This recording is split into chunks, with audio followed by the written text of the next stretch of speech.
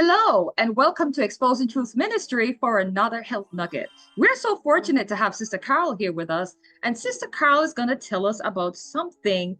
It might be a small activity, but it has big impact. It can have big impact on our life, and that is a foot bath. Now, a foot bath, do we take that instead of a bath, a body bath? Sister Carol, what can you tell us about foot bath today? Let's have a small conversation about that simple foot baths. Have you ever put your feet in water, been tired at the end of the day and said it would feel so good? And it does. But you'd be amazed at how it can help you feel better with other things other than your feet. So let's take a little look at that. What are some of the problems that it might address? Cold feet, that one's kind of obvious. A headache, which you probably never would have thought that it would help with that. Pain anywhere? Really? And swollen feet. Now that's just a few. There are many more ways that a foot bath can help you, but those are four that we can list that are pretty common. How does it work? What are the major actions? Well, the heat of the water warms the skin. It will relieve congestion, and that congestion can be anywhere. It can be in your stomach, it can be in an arm, it can be in a wound, it can be in your head for a headache. It just will relieve it no matter where in your body it is. It also accelerates the flow of blood. It aids muscle relaxation. It increases white blood cell activity. It stimulates local defense against infection. And it works best at temperatures between 100 and 115. So here's some things you should pay attention to so you don't use it at the wrong time. There's something called Berger's disease. It's a rare disease that's usually caused by smoking. You probably won't ever encounter it, and it affects the smoker's extremities, and so they can't feel anything there. And it makes it difficult to apply hot water because they can't tell you if it's too hot. Similarly, the number two, insulin-dependent diabetics go through the same thing with peripheral neuropathy, which is the third thing, and frostbite, which will affect those things that are also extremities, fingers, toes, your nose even. And if you're going to use it for frostbite, make sure the temperature is 103 degrees or less. So with those things having been said about what to avoid, here's a picture and a list of the things that you need to gather together to do a simple foot bath. The first one is, as you can see, foot tub, dishpan, 5-gallon pail. You don't need all three of those. Anything that the feet will fit into. And something that you can also test the temperature for. So it needs to be big enough and wide enough. Other than that, those are the only restrictions. The second thing is a thermometer, because you want to know how hot that temperature is and when it's cooling off. The third thing is waterproof protection, whether you're doing it on the floor, you might want a little pad down there, or if you're doing it on a bed, you might want to use a shower curtain. That helps quite adequately, but you don't want to get whatever's underneath wet. 4 is towels. Take a couple. You might only need one, but it's always best to have more than that.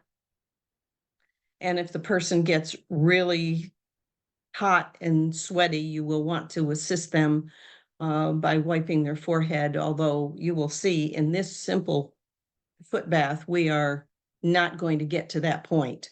You also want to have a pitcher of ice water and a container with additional hot water, because you'll be adding that during the time the person is soaking their feet.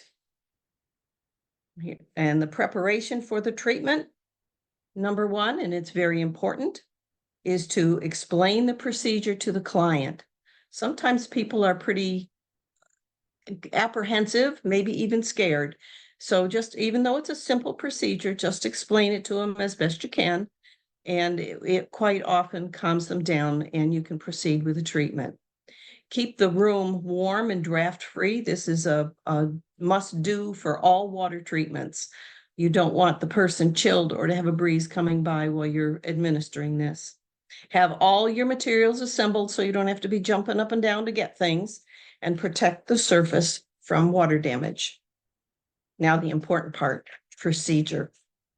fill the foot bath above the ankles at 100 to 115 degrees. I would suggest that you start at the lower end because you can add hot water as you go.